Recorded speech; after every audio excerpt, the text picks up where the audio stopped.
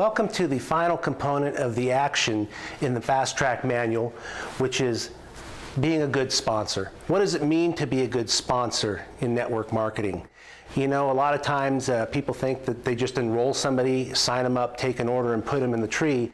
Well, that's not being a sponsor. That's just taking an order and signing someone up. A sponsor-distributor relationship is an ongoing business-building relationship and hopefully a friendship that will last for years to come because your success is intertwined.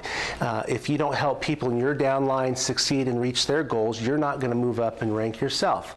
So being a good sponsor is not, just signing people up. A perfect example of sponsorship that I like to use is look at an organization like AA, Alcoholics Anonymous. They help people overcome their addictions. Well, they have a sponsor that helps them because it's a tough road to go alone. I mean, imagine somebody just saying, well, hey, here's the 12 steps, call me when you're sober. Well, that wouldn't be very effective. Similar to say, well, there's a fast track manual, read it and call me when you're a diamond. There's a lot of different unique skill sets and practices unique to our model of business and network marketing that are different from anywhere. Now, if you're brand new and your sponsor's brand new, your sponsor may not know the things that we're going to talk about. But as we've explained before, you study, do, and teach this business. So by clinging to your sponsor, you learn to be a good sponsor. The great news is your upline is a life support for you.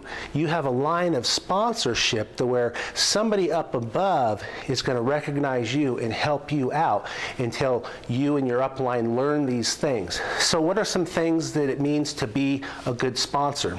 Well, initially, it's teaching them the business building cycle and helping them work their list.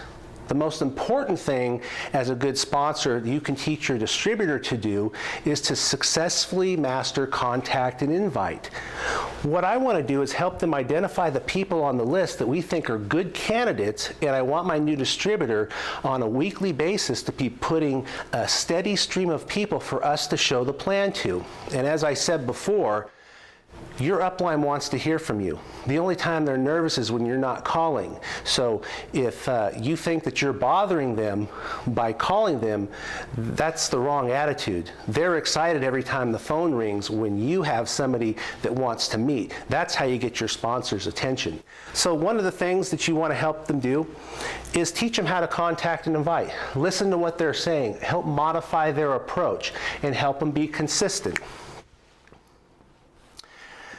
The second thing that I want to be doing as a good sponsor is showing the plan for my new distributor. I don't want to do this forever because I want to duplicate myself, but I want to do it long enough until they feel confident showing the plan themselves. They're new to this, so they've never done anything like this before, possibly. So what I want to do as a good sponsor is I'm going to commit 1 to 2 nights a week, 1 to 2 days a week, where we're going to set up their prospects to meet with me, and I'm going to show the plan. And what's going to happen is my new distributor is now watching and learning how to show the plan. So I want my new distributor constantly working their list, setting appointments for us to show the plan together. The other thing that I want to do is, let's say that I'm working with my new distributor, Dan, and we have a successful meeting at Starbucks, and we met a really sharp prospect named Carol, who's a friend of Dan's. Well, I want to be bonded to Carol. Just because it's Dan's friend, I want Carol to feel like she's my friend. So when it comes time to follow up, Dan may not know how to follow up. So as a good sponsor, until they understand the follow-up process, Dan will probably be on a 3-way call with me as we follow up and get back in touch with Carol. So I'm going to help in the follow-up process. Now in the same example, we'll just continue this thread. Let's say that Carol gets involved. Okay? Well, my new distributor doesn't know how to do a get started session. Okay, and it's not that I'm necessarily doing all of this for Dan. I'm not sure if that's the name I said originally, but I'm doing this for me. I'm not just building their business, I'm building this business for me. So I don't feel like I'm being put out. See, your attitude in network marketing is you should be level blind. It doesn't matter if they're on your first level, second level, or 10th level, because the people that you work with down on your 10th level pay everybody else. So I'm going to help do the Get Started session with Carol for Dan, and he's going to be there. Now, it's a mistake to say, hey, if Dan tells me, hey, I sent Carol over to your house to do a Get Started session, I'm saying, no, that's not how it works. How are you learning if you're not there? Or will you call my prospect? Here's his number. No, that's not how it works either. How are you learning how to talk to them if you're not on the phone with a three-way call? So I'm not doing it for them, I'm doing it with them for the sake of teaching them. So I'm going to help do the Get Started session. What else does a good sponsor do? Well, counseling. Counseling in this business, as far as when they don't understand something in the comp plan, there's relationship issues, maybe they have an unsupportive spouse or a partner. I want to be there to listen and encourage and share my experience with that person.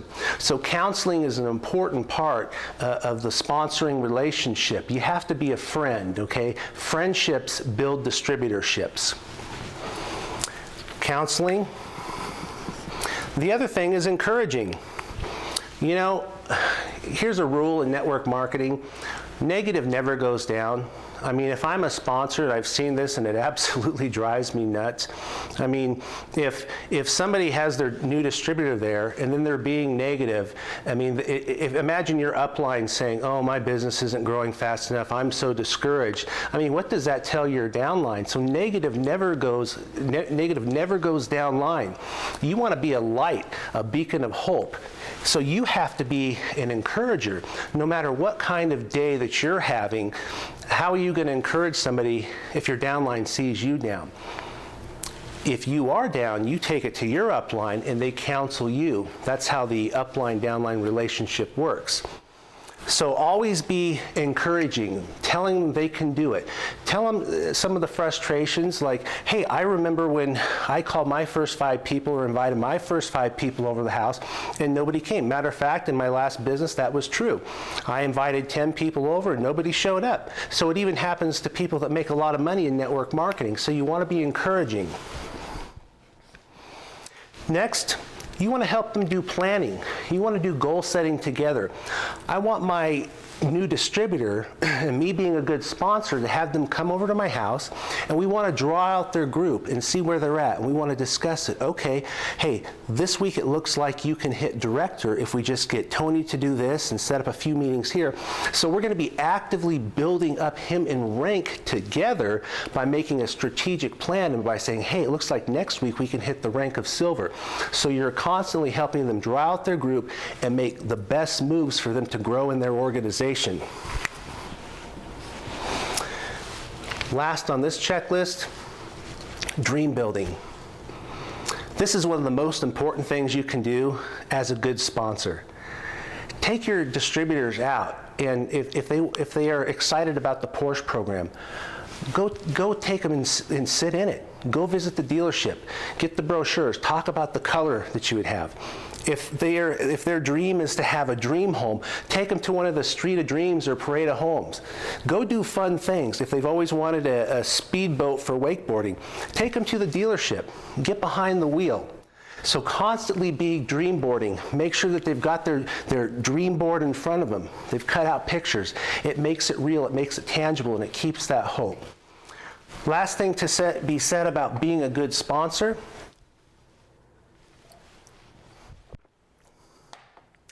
It's a team effort. It has to be a balanced relationship. You can't push a rope. Remember, out of 20 people that you sponsor, 10 to 12 are going to be active. So you have to know who you're dealing with.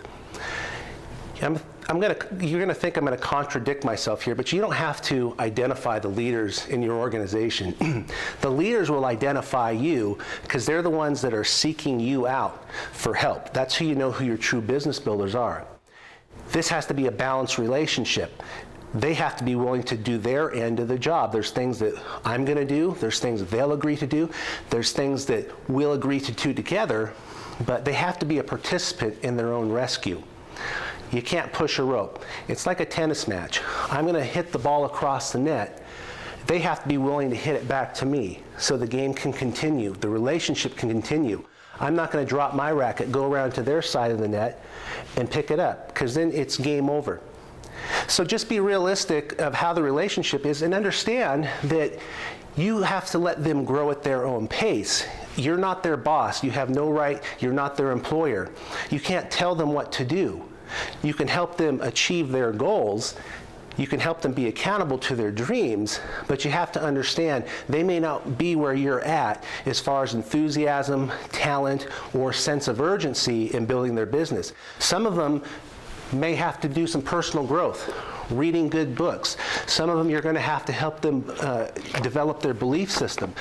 They will grow to be leaders, or unfortunately, sad but true, some people will check out and give up on their dreams. You know, we see it too often. It's your job is to identify the 3 to 4 people, the 6 to 8 that will become builders, and invest your time with them, build relationships in depth, and then you'll be a great sponsor.